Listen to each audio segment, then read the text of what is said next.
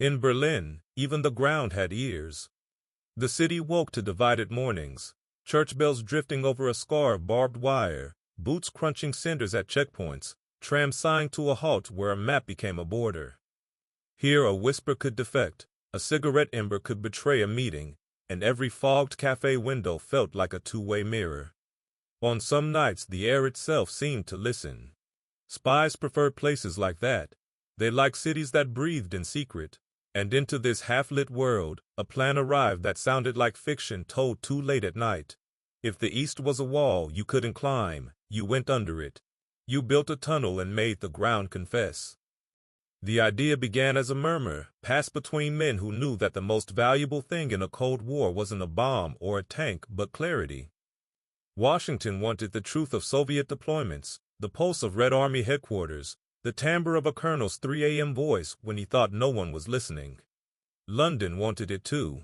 Sturdy, careful London with its generations of tradecraft, its rain-slick pavements and neutral tones. The Americans had energy and money. The British had patience and craft. Together they decided to do something outrageous with both. They gave it sensible names, codename files typed in the same calm fonts as supply orders and petrol invoices. Sensible names saved courage from sounding foolish. They rented a patch of ground in the American sector hard by the border, close enough to hear the other side breathing, far enough that a truck could come and go without starting a rumor. The cover story looked boring on purpose: a warehouse expansion, an army signal facility, a skeletal yard where crates could be stacked and forgotten. Men in ordinary overalls moved ordinary equipment through ordinary gates. Inside, nothing was ordinary. Engineers arrived who understood the earth the way surgeons understand skin. They studied soil cores and groundwater tables, mapped the wrinkles and veins beneath the city, measured the way sound travels underground when a pickaxe hits the wrong stone. Summer was damp and clay swelled like anger. Winter was iron. A shovel rang out like a bell. They needed a path that would hold its shape, a line that could be cut and kept quiet, something that ran where the Soviet cables were thickest. On maps that couldn't exist, with rulers that couldn't be left on desks, they drew a line across the forbidden. Tunnels have a smell. Dry dust layered with the cold of old places, a hint of oil, the coppery tang of cut earth. The first night smelled like that. They lowered excavated spoil into bins, smuggled it out mixed with legitimate construction waste, and replaced it with timber ribs that creaked like sleeping ships. They built in silence even when silence hurt. Boots wore felt covers. Hammers were rubber-faced. Lunches were wrapped in cloth. The quiet was an engineering requirement, a security measure, a way to feel the change in the ground. If something groaned that shouldn't, a man could hear it with his whole body. Work advanced inches at a time, the sort of progress that doesn't look like progress until you turn around and realize the world behind you has narrowed to a damp corridor and the light of the entrance has become a memory. They propped the roof with steel sets and laid rails for a narrow trolley. They installed pumps because water loves a secret and will tell it to the lowest place. When the first trickle seeped in, the foreman stared at the glistening line the way a safecracker listens to tumblers. Even water had to be persuaded to cooperate. They met the border not as a line, but as a pressure. Somewhere above, a guard walked his pattern, a dog sniffed a footprint, a tower watched the same quadrant of sky it watched yesterday and would watch tomorrow. Somewhere beyond, buried like a nervous system, lay bundles of Soviet communications, greasy cable jackets wrapped around copper pears, a city's worth of orders and replies humming through lacquer and wire. The plan said the tunnel would find them. Belief was part of the blueprint. At last the pick met the soft give that means man-made. A timber breathed differently when it was near something built by hands. The digger slowed to a crawl and the surveyor's twine trembled. Someone whispered, and another man made a small cutting motion that meant, save it for later. They didn't break the cable bed open all at once. They approached it the way a diver approaches a shipwreck. Hands first, respect first. When they revealed it, the world's quietest team meeting took place. Gloved fingers tracing depths and angles, pencils pressed to clipboards with the pressure you use on tissue paper, one engineer mouthing the word beautiful like he'd found a vein of gold. Above ground the cover life continued. Trucks in, trucks out, clipboard signed, coffee cooled. In the evenings, the city clanks shut like a drawbridge. Somewhere, a piano played badly through a thin wall. Somewhere, a couple argued in the voice you use when you love someone and don't know what else to do.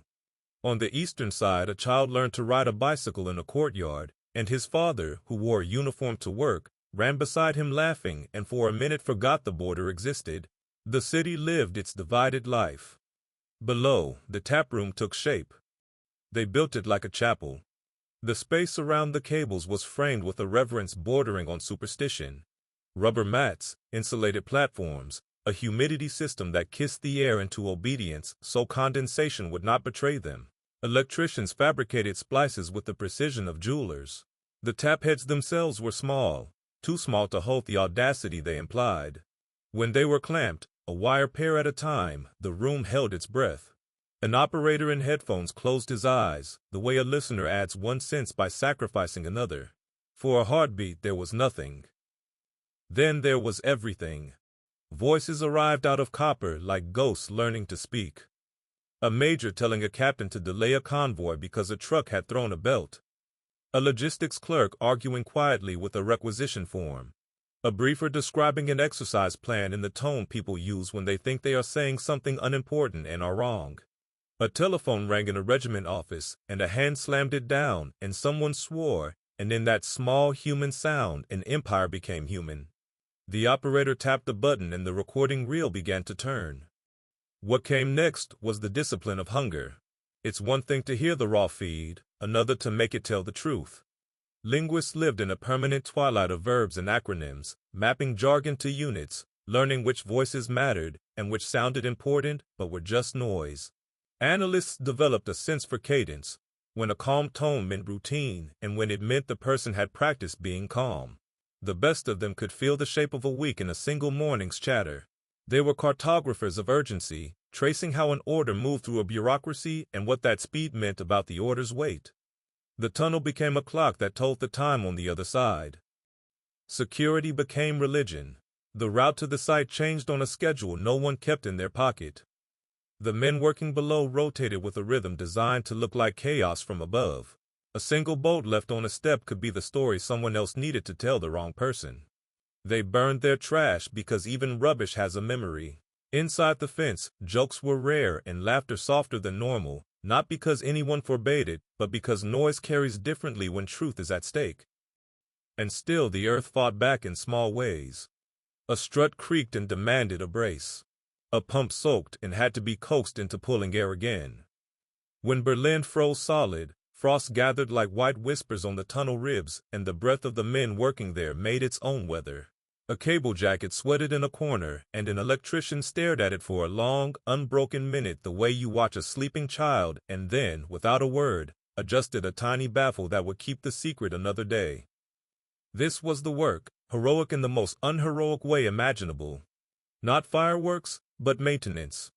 The longer they listened, the more the pattern of the adversary became a kind of music.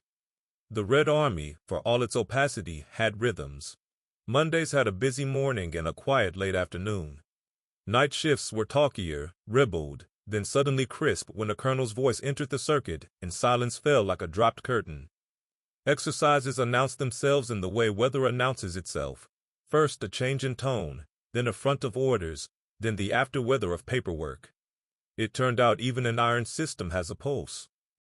Time inside the project did strange things. The men underground lived by their own calendar. Maintenance Tuesday, inspection Friday, the weekly ritual of replacing a recording head like a sacrament. Above, headlines came and went. A high-profile defection became a rumor, then a footnote.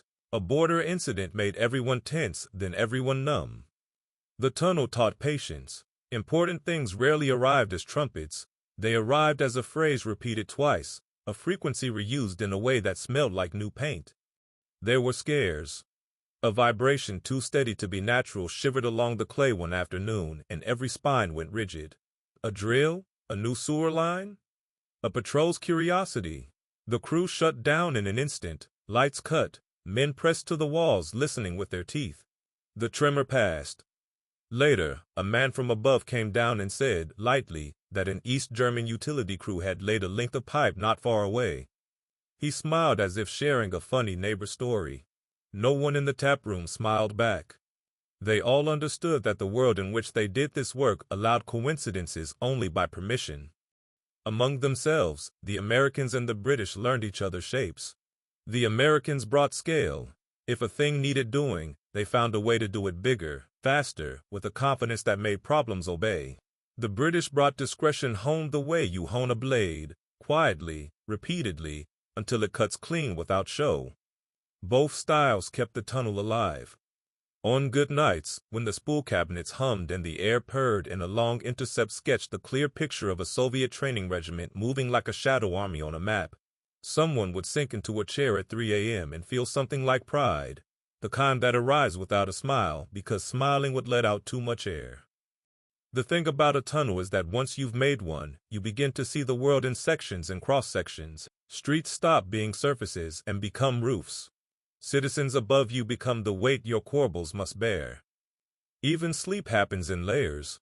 A worker would lie down and feel in his bones the angle of the drift and the slight pressure of the earth, as if the city had pressed one palm on his back to say, softly, keep your secret. They wrote almost nothing down, and what they wrote looked unimportant. A part number, a temperature reading, a cryptic schedule where Tuesday did not follow Monday. Memory did most of the lifting because memory can't be subpoenaed. On the worst days, when a cable pair hissed with static and a precious circuit went dark, discipline was a kind of kindness. No one raised their voice. Anger was louder than a dropped wrench.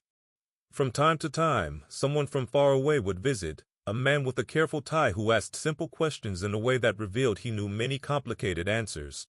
He would stand in the doorway of the taproom for the length of a breath, take in 100 small invisible facts: humidity steady, no puddling at the threshold, insulation where it should be, and nod to no one in particular. Blessings in secret work look like that: a nod, then absence.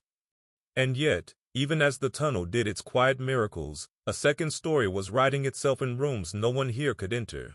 Somewhere in a flat in another city, a man smiled too little and shook hands too well. He went to church at the right times. He took the tube and sat with a posture that did not attract attention. He carried a secret inside him like a second spine. Everything he did bent toward its protection. Names have power. This one stayed unspoken here. But at a distance that could be measured on a map and felt through a wall, someone who pretended to be on their side did the arithmetic of betrayal and decided to keep his sum to himself. The tunnel didn't know that. Tunnels are honest. They tell you what's in front of your face. Copper, water, the living breath of a city that thinks no one listens. The men who kept it alive did their work with an intimacy that looked like love. They tuned a contact until a consonant sharpened. They learned the signature rattle of a particular switchboard across the border and the way it produced the faint tick that meant, this operator is tired. They built a machine for hearing, and in learning to hear, they changed themselves. At dawn, when they climbed back into the world and the sky over Berlin looked thin and tinny, like a new coin no one trusted yet, they carried silence with them like a contraband. Sometimes the city spoke back to them in ways that felt like grace. A fog fell so thick the guards in the towers were ghosts.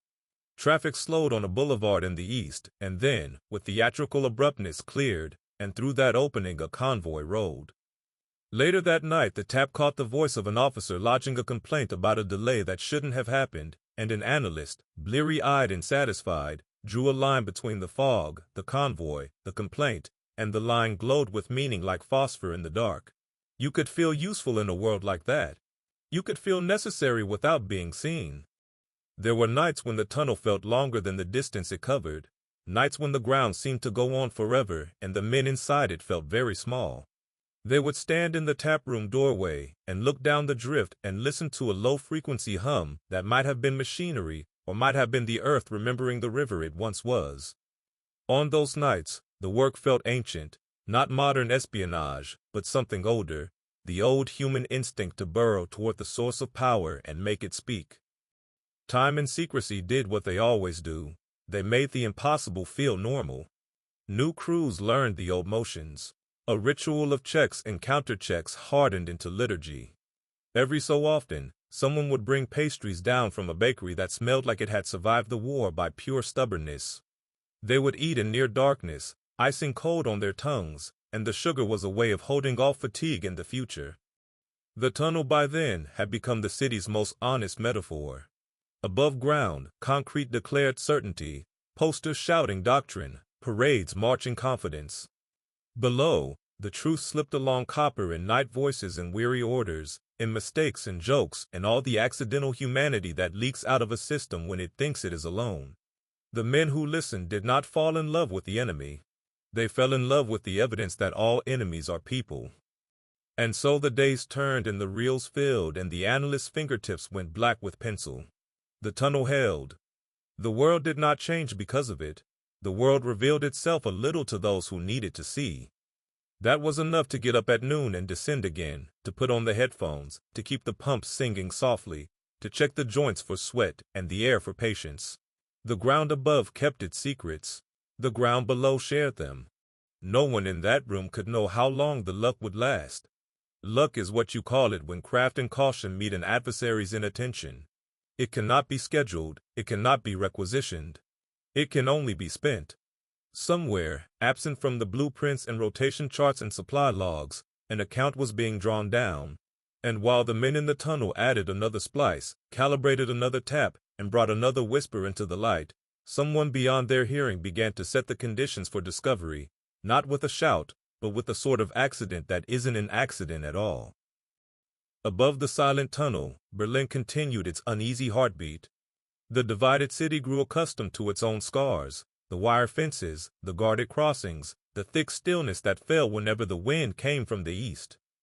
Below ground, the men still worked, unaware that their greatest enemy wasn't a patrol or a microphone, but a man sitting in an office hundreds of miles away, writing reports in perfect English. His name was George Blake.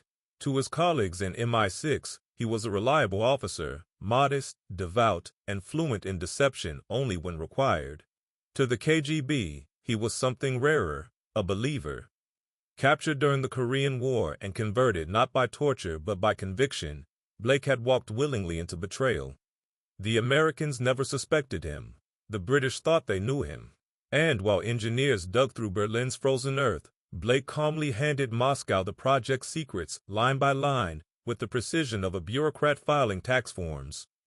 The KGB's first reaction was disbelief. Surely the British and Americans wouldn't risk so daring a stunt. A tunnel under the Soviet sector was absurd, the sort of idea dreamt up in movies. Then they saw the evidence. They let the absurdity continue. Let the West dig, let them tap, let them listen to hours of routine chatter and occasional gold. The more successful the operation, the deeper the betrayal would cut when it ended. So the KGB decided to play along. Months passed. The recordings piled up, the analyses grew sharper, and pride began to seep through the seams of secrecy. A few high-level conversations were fed deliberately to the line, trivial items salted with subtle misinformation. On the surface, nothing looked wrong. Every team needs victories, and the Berlin tunnel delivered plenty. The analysts upstairs were convinced they were reshaping intelligence history. Below, the crew worked with renewed faith. They didn't know that faith was the final ingredient for tragedy. Then, in the spring of 1956, the coincidence arrived. East Berlin construction crews, supposedly repairing telephone cables, announced that they had accidentally discovered a foreign tunnel. Soviet officers marched the journalists to the site. Cameras flashed. A major held up a section of wire like a fisherman showing a strange catch. The newspapers called it the Berlin Tunnel Scandal. The West protested innocence, the East proclaimed moral outrage, and both sides pretended to be shocked. The truth, that the Soviets had known all along, was never spoken aloud. In London and Washington, the news dropped like a detonator. There was disbelief first, then anger, then the cold professionalism of damage control. The cables were gone, the operation compromised, but the question lingered. How had they found it? The engineers blamed coincidence. The intelligence officers blamed leaks. No one guessed the real source yet. Blake's secret stayed buried a little longer, protected by the chaos he'd caused. For the men who had built the tunnel, the discovery felt like a funeral. Their miracle of engineering had turned to ruin overnight. Some refused to believe it was truly lost. They whispered about rebuilding, about trying again elsewhere, but the spell had broken. The ground they trusted now felt like an accomplice to betrayal. When they returned to dismantle the equipment, it was like exhuming something that had once been alive. Yet even in failure, the tunnel cast a strange shadow of success. The intelligence it had gathered before exposure proved immensely valuable. Analysts who'd listened for a year could now read Soviet rhythms almost by instinct. They understood how commands flowed, how long decisions took, which voices carried weight. The tunnel, though dead, had taught them how to listen.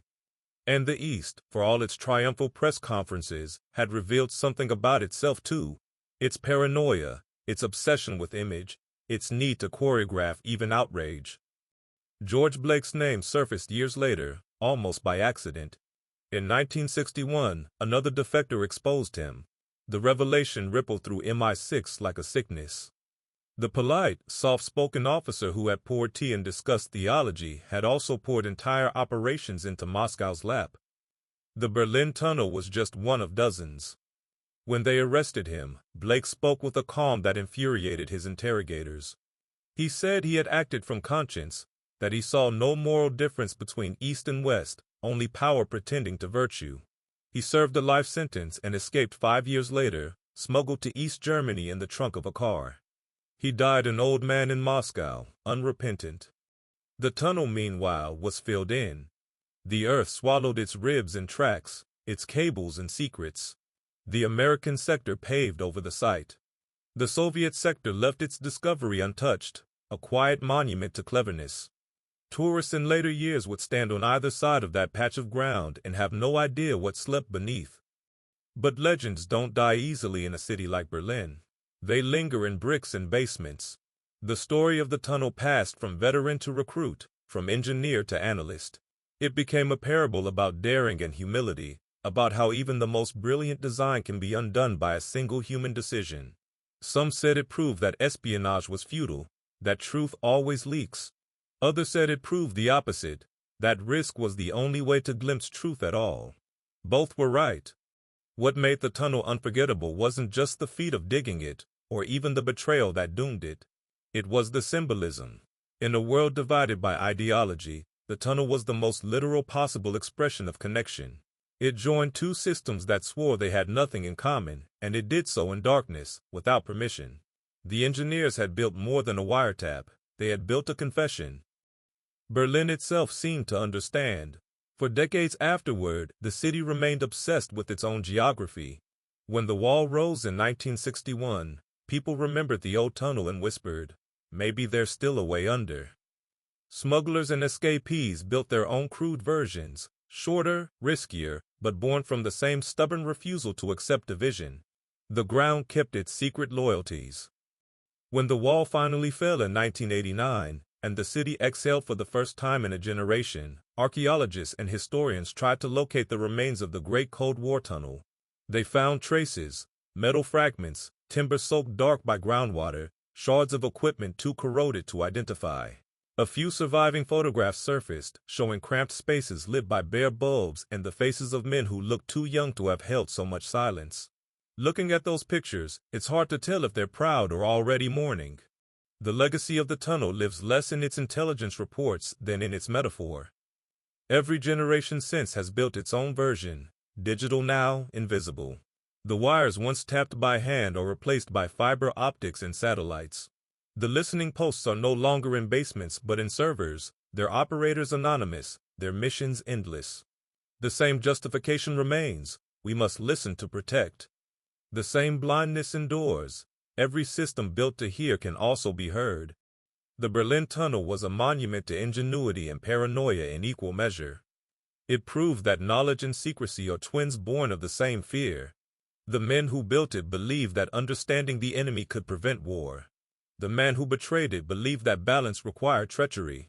Both were wrong in ways that make perfect sense. In the end, what remains is the silence that followed. The long, slow closing of the earth over human ambition. Down there, beneath layers of asphalt and memory, lies the ghost of a tunnel that once connected two worlds through wire and willpower. It's quiet now, but if you stand on that ground at dawn, when Berlin is still half asleep and the city's old ghosts stir beneath the cobblestones, you might almost hear it again, the echo of men digging through fear toward understanding. Because in Berlin, even the ground remembers what it heard. After the tunnels collapsed into myth, the city rebuilt itself above it, coffee shops, offices, train lines humming over the place where voices once traveled in secret. But the silence never really left. Berlin has a way of holding on to its stories. You can feel them if you walk the border at night, where the lamplight bends just enough to make a shadow look like a corridor. The Cold War may have ended, but the instincts it bred never did. They just changed shape. When the wall fell, the world congratulated itself on the end of division. Cameras showed people dancing atop concrete, bricks passed hand to hand like relics of a defeated faith. But the intelligence agencies on both sides didn't retire, they retooled. Fiber replaced copper, satellites replaced spools. The microphones moved from soil to sky. The logic that built the Berlin Tunnel was immortal. If you can listen, you must. If you must, you can never stop. In Washington, London, and Moscow, the archives filled with new kinds of files, digital, encrypted, but carrying the same heartbeat. Operation Gold, as the tunnel was known, became a case study in training manuals, its photographs labeled with sterile captions: entry shaft, tap chamber, breach point. The reports left out the human parts, the damp air, the shaking hands, the first voice caught on the line. History prefers clean diagrams to the smell of sweat and fear. George Blake lived long enough to see those manuals published, to read Western historians' tidy versions of his betrayal. He claimed satisfaction, said he had acted for peace, not ideology. He sat for interviews in Moscow apartments lined with books and faded portraits, his voice gentle, his eyes steady. He spoke as if the story belonged to him, but in truth it belonged to the tunnel. The betrayal had made it eternal. What's strange about espionage is how ordinary its moments look. No music swells, no spotlight marks the instant the future bends. Somewhere in 1955, a worker handed a spanner to another worker, and in that gesture lay an entire chapter of the Cold War. Somewhere else, Blake slid a folder across a desk, and the line between victory and defeat dissolved. We like to imagine history turning on drama, but it turns on routine, the quiet efficiency of men who believe their work matters. The tunnel did matter, just not in the way anyone expected. It didn't change the balance of power, it changed the philosophy of intelligence. It proved that audacity was possible, that risk could be engineered. After Berlin came new projects: aerial surveillance, satellite reconnaissance, digital taps that could hear a continent breathe. Each owed something to that first audacious hole in the ground. Each was born of the same conviction that understanding the enemy justified any trespass. In that sense, the tunnel never closed. It simply rose to the surface, spreading across continents as cables, towers, networks. Every signal routed through the air or sea is part of its lineage. The same questions echo through new corridors. How much can we know? How much should we? And who decides? The difference now is that everyone is digging. Governments, corporations, even ordinary people tracing invisible tunnels through each other's lives online. Walk through Berlin today and you'll see the transformation written in glass and steel. The city of listening has become a city of looking. Tourists taking photos where watchtowers once stood, students studying architecture where interrogators once filed reports. Yet beneath the surface, sensors and cameras form another invisible map. The past learned to hide in plain sight. Every so often, an excavation uncovers a relic of the tunnel, rusted metal, a fragment of insulation. The newspapers print a small story, the city shrugs, and the ground closes again. But those artifacts remind us that the Cold War's greatest construction wasn't physical at all. It was psychological, the belief that knowledge can be absolute, that safety lies in knowing more than the other side. That belief outlived the empires that built it. There's a photograph taken just before the tunnel's discovery. A worker stands beside a wooden beam, one hand resting on it like a priest on a pew. The light catches his face, tired, proud, unaware that the secret above him has already been sold. Behind him, the tunnel stretches into darkness, perfect and useless. Look long enough and you can almost hear the reel turning, the faint static of intercepted breath. The men who built the Berlin Tunnel never became famous. They went home, raised families, lived out quiet retirements. Some gave interviews decades later, speaking softly of comradeship, of the satisfaction of doing something impossible. None spoke much of the betrayal. There are silences that age better than truth. In the end, that's what the Berlin Tunnel represents, not victory or defeat, but the shape of human obsession. We dig because we want to know, and we betray because we can't stand not knowing. Every generation builds a new tunnel, deeper or higher, thinking this one will be different. But the earth doesn't change, and neither do we. If you stand today near the old border, where the traffic lights still show a faintly different shade of green on each side, and listen closely at dawn when the city hasn't yet remembered its noise, you might hear a sound that isn't wind or train or footsteps. A faint echo, steady as breath, the ghost of a machine that once turned in secret, pulling the world a little closer to understanding and a little further from peace. Because some tunnels never collapse, they just change direction,